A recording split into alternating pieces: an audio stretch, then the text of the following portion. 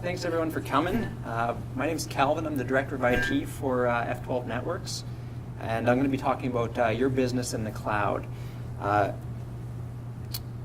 Basically, I'm going to describe what the cloud is. A lot of, I guess, confusion might be surrounding around the cloud. I'm going to go over what the difference is between public cloud and private cloud, go over cloud security, and your business in the cloud, so what that looks like, the efficiencies that we can drive through that.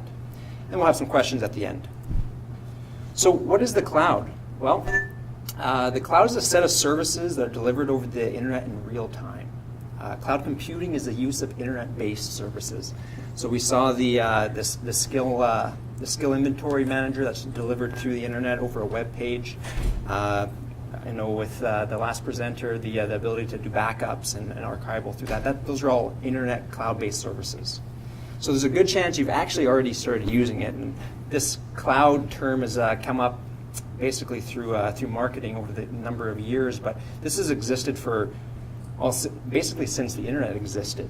And so when we look at it, if you have an email account, a web-based email account, maybe through Gmail, Hotmail, or Yahoo, then you've already had some experience with cloud computing. So instead of running an email program on your computer locally, you log into a web account. You get the software and storage of the account exists on not on your computer, but on the cloud's the services cloud essentially. So other examples of this would be online banking, YouTube, Salesforce, social media through Facebook, LinkedIn, Twitter. So those are all examples. So why is the cloud so important?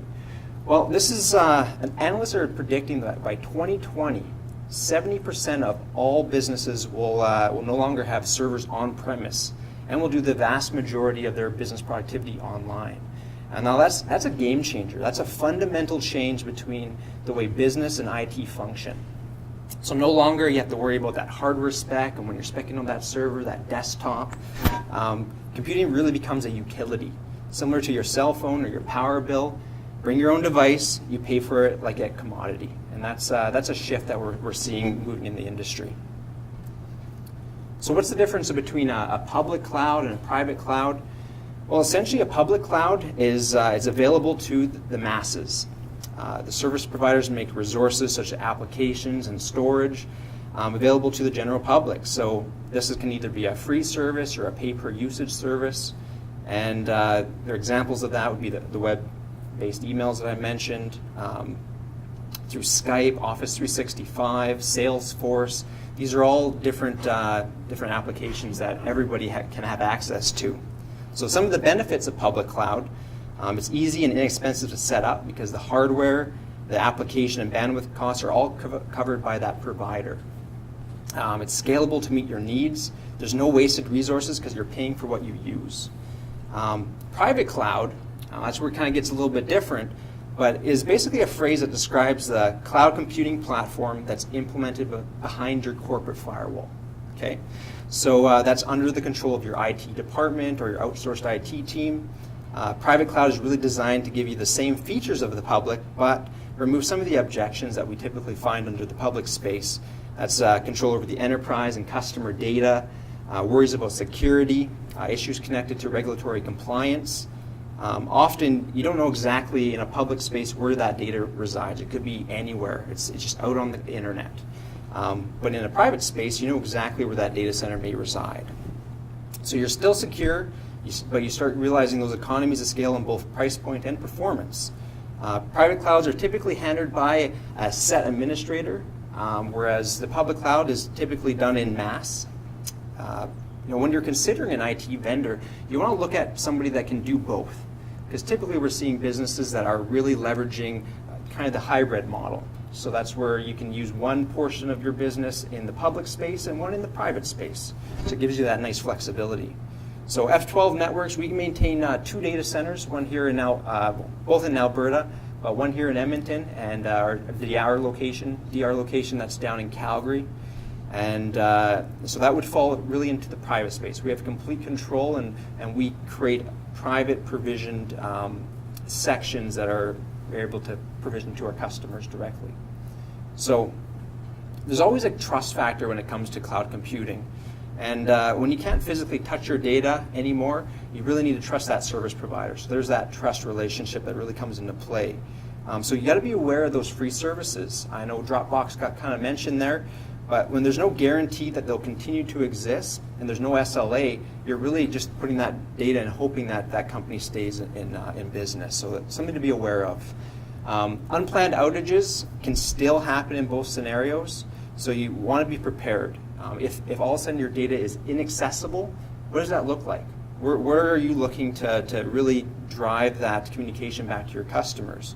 Having local copies of client lists, communication strategy, and a disaster recovery plan are all vital to this. So what is cloud security? Well, there's a few components really. There's resiliency, there's privacy, and physical security. So what does resiliency mean? Well, it really means that if you're going to store your data up into the cloud, then you should have access to that at any given point. So that's where that resiliency comes in. And honestly, the cloud vendor should never lose your data. They should have backups always in place to keep that available. So the industry standard for measuring this is called the nines. And the nines are basically a 99.9% uptime, for example, equates to about 8 hours and just shy of 50 minutes of downtime per year. 99.99% is about 52 minutes of downtime per year. So the more nines you have, the more resilient that data is, and they're guaranteed that service. So there's always typically a price point that's associated with that, so that's something to be aware of as well. So privacy, this has been a big topic that we see almost on a weekly basis. We're seeing passwords getting leaked to the internet, millions of accounts, credit cards that are flowing out, and you don't know what personal information is really linked to that breach. So it's really important to pick a vendor that's very secure, that has all those safeguards in place. But a lot of it also falls on the customer. Having secure passwords. Not having a password as your password is one example. But ultimately, having a cloud vendor that enforces those policies, because it's really just to protect yourself from yourself in most cases. And so it really is, it's reducing the risk of unauthorized access to your data and your customers' data. So logs and audit trails are always a key. They should be maintained and accessible in the event of a breach so that you can do some forensic investigation. So look for that in a cloud vendor. Physical security is always a concern. For example, F12's data center, it resides in the Belcola facility here in downtown Edmonton. All our F12 staff has had to get security background checks to have access to that facility. So I know our general manager, Graham, he's quite happy that we all pass with flying colors. But further to that is the physical access of the building. There's no identifiable markings on the building to indicate that it is a data center. It has a small logo that says Bell, just to indicate that it's Bell's property. But other than that, security fobs, keys to all the different levels once you gain access to that building. So it's very, very secure from that standpoint. So what are the risks? There are risks to the cloud. This is not a perfect solution by any means. You're completely dependent on internet. If it's down, you're down, right? So a lot of the things that we recommend to our customers, typically you're going to end up saving a little bit of money when you move to the cloud platform. So instead of basically being reliant on that one connection, we recommend going to a second service provider that has a completely separate network, and to have a primary network and a secondary network. That way, in the event that your primary does go down, you just fail over to your secondary. Typically this happens within seconds, and you always have availability to your data. So there's a lot of different links that happen in between your site and the cloud provider. So something to keep in mind. But a lot of the, especially here in Canada, we see it's very attractive to move down to the U.S. based data centers. They got attractive pricing. But one thing that we come up to a lot of the time is the Patriot Act. And what the Patriot Act is essentially the ability for the government in the U.S. to go in and subpoena that service provider and start looking through your data without your knowledge. And this can be very problematic to your customers, to your business, depending on what industry you're in. And this sounds pretty dramatic, and it's something that you want to consider going forward when you're selecting a service provider. So consider your client base. What do your clients allow? Do your clients even allow to have your data out of Canada? There's specific industries such as medical and certain levels of government that are prohibited from storing their information outside of Canada. So something to keep in mind from that standpoint. How redundant and secure is your cloud?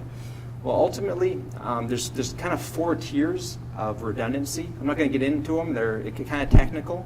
But ultimately, what you want to know is that if they have a failure, are they able to withstand that failure? And how many failures before your data is inaccessible? You're paying to compute at this point, so that's what you want to start looking at. And ultimately, for F12's data center, we can lose essentially half our data center, and everything continues to run. We basically have one of everything of one component, so that it doesn't matter. Everything is seamless to our customers, and we can go in and replace it without anyone's being affected to their data. Understand how to get your data back. A lot of people are moving this data to the cloud, but what happens if you want to move it to another service provider? Maybe they're not meeting their SLAs, maybe they're not able to grow with you as you expand your business. You want to know how and what that process looks like. So those are all kind of questions that you want to be asking.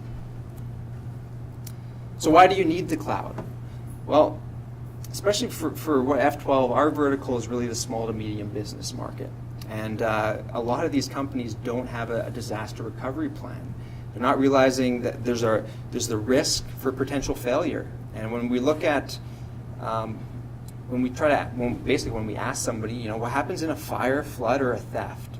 How long does it take to recover your data? And that's key. As good as it is to have a backup, well, what you should be asking is, what is your recovery time objective? How long before you can recover from a catastrophic failure? Is that minutes? Is that hours? Is that days? Weeks even? That's very detrimental to a business. So think of a disaster recovery plan. And this is not just backups. This is all areas in your business. If you can't gain access to your physical location, what does that mean for your employees? Are you just shutting down and walking away until everything is resolved? Or do you have the ability to actually send your employees home, allow them to continue to work through a cloud-based platform? They just need an internet connection. So think of disaster recovery as an insurance policy. That's vital. Accessibility, like I mentioned, you're no longer limited to the walls of your business. You now can go from your business internet to your home internet to the hotel internet, and you still have access to the same data anywhere at any time. So what does the cloud experience look like? Well, there's many different solutions out there. Dropbox got brought up, Salesforce, Office 365. That I'll touch on a little bit later. But ultimately, if you're going to move your business from a business productivity, you're using PDF documents, Word documents, Excel documents. There's different technologies that exist out there.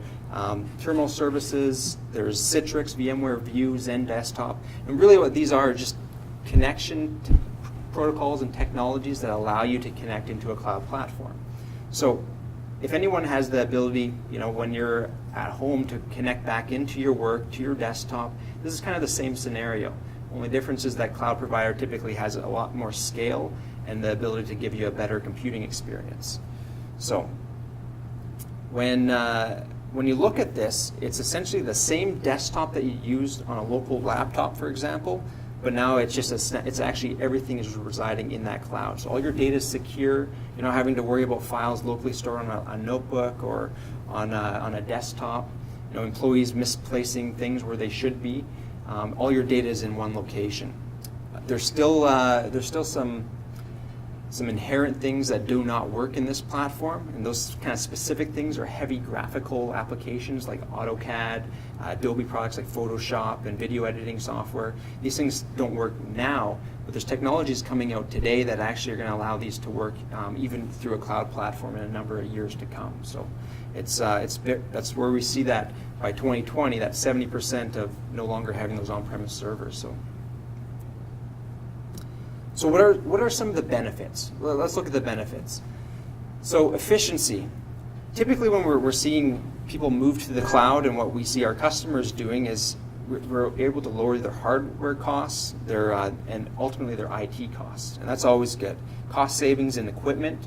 We can now use things like dummy terminals called thin clients. They have no moving parts, no hard drive, no data resides on it. Their only job is to connect into the cloud. And so that gives them the ability to, reduce your power consumption and free up your IT resources. Agility, you can add capacity fast. You have a project that's possibly going to scale up in a number of years, and you're going to have more growth. This platform goes with you. You're no longer having to be limited to a $8,000 server, physical server, where it sits there and idles until maybe year 1, 2, and then when you start using kind of the power that you needed to associate it with. So no more capital expenditure. The scalability, so you get performance and storage on demand. So you're essentially flexible in what you pay for what you need. And then you get the elastic billing component, so pay for what you use. So it's very granular, and ultimately it reduces your overhead. Redundancy, I kind of touched on before. You want multiple points of redundancy to protect you from failure. You're paying to compute now. It's a shift. You're no longer, it's now commoditized to a service, so you have a service agreement. You don't care how many servers they need to put in place to make that happen. You just want to know that you can gain access to your data whenever you need it. Reduce your risk.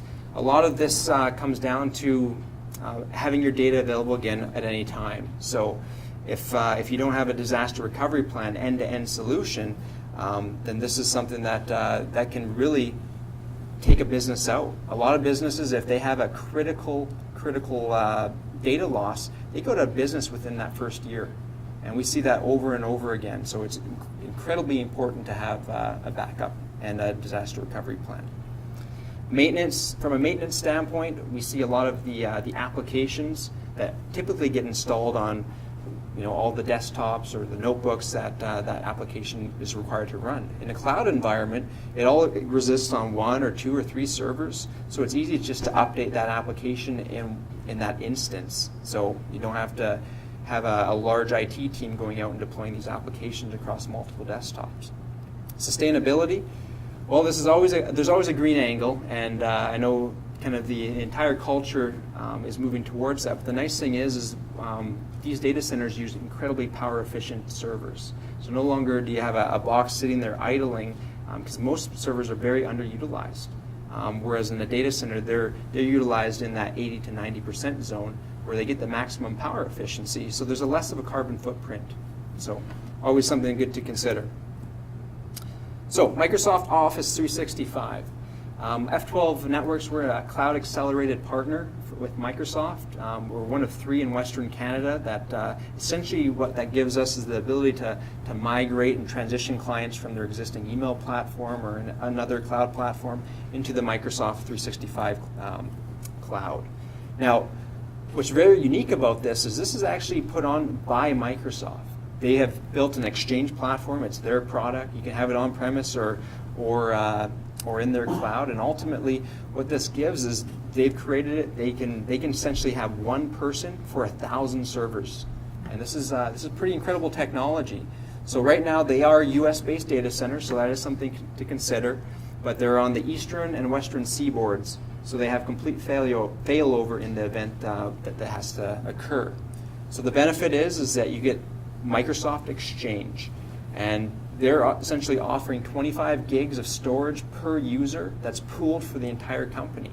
So if you have 100 users, you're going to get 2.5 terabytes of storage for the entire company to use, which is extremely cost effective. To be able to do that on an on-premise solution with backups and redundancy, you can't even touch it. And we're talking $9.50 per user, so that's incredibly effective pricing. SharePoint Online, the ability to collaborate through a central portal that's designed. They give you storage, 500 gigs per user on the platform. Link Online, which is essentially a communications platform. Now you all know maybe you had ICQ Messenger, MSN Messenger, Yahoo Messenger, all these different instant messaging programs are kind of for public use. You have all your friends, your family on. Well, Link Online, this is for business. So you can do a lot of different things that allow you to essentially break down the walls of maybe a multi-site location. Where typically you'd have to fly or drive to that location, you can now have PC to PC audio video calling You can do presentations, collaboration tools, whiteboarding, all within this product. They actually bundle it for free within this, so it's quite a great deal. So, moving on. So, how do you engage? Where do you start? Where's the next steps? Well, ultimately, when you're looking at seeking out a provider, find one that's in your industry's vertical, someone that has experience with what you do as a business and as a company. Have an assessment or audit done for the application to see whether or not they'll actually work in a cloud platform. I always encourage businesses to do an ROI on cloud offerings to ensure they're getting the value for the money. There's a lot of solutions out there that can be incredibly expensive, but also ones that are very economical. And when we look at, when we see these companies moving to the cloud and they've done their research, they actually see the investment come back within that first year as opposed to an on-premise implementation. So always look at a 3 to 5 year span. You know, if you have a project, is that why you're moving to the cloud, or is your business expanding? This is incredibly important when you're scoping out your growth. Because you want to look to make sure that you're selecting a provider that can grow with you and has the scalability to grow with you. So when you're I call it the IT decision-making protocol. Essentially, there's always 3 items that you're always considering. It's reduce risk, reduce cost, or increase revenue. And if you can hit on 2 of these points, then you're at a winning solution. If you can hit 3, then it's a home run. So I hope this quick presentation has kind of given some insight into the cloud and how it can work for your business, and you can begin evaluating it whether you can integrate it into your business productivity. So I'd like to open it up to questions at this time, and thank you for having me.